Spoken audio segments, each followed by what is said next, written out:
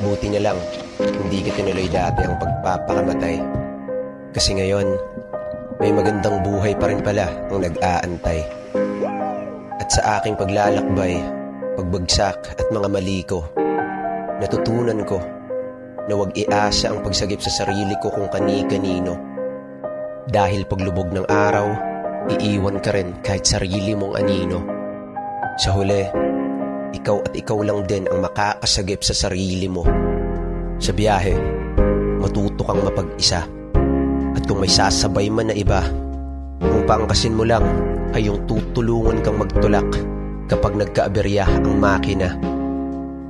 At huwag kang sasalo ng bala para sa mga tao na kapag nakahandusay ka, ay hahagisan ka pa ng granada.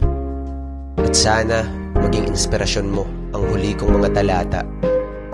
Alam kong nawawalan ka na ng pag-asa dahil sa di mabilang na mga problema. Pinapamukha nila sa'yo na wala ka ng kwenta. Mga taong binigyan mo ng sobrang halaga, ngunit ang binilik sa'yo ay malalang trauma. Pero wag mo sanang iisipin na isa ka ng basura, dahil kumukulay pa rin ang Crayola kahit putol na. I'm still learning about life. My woman brought children for me, so I can sing them all my songs and I can tell the stories. Most of my boys are with me, some are still out seeking glory.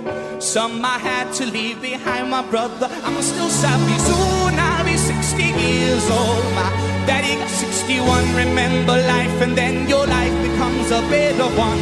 I made a man so happy when I wrote a letter once. I hope my children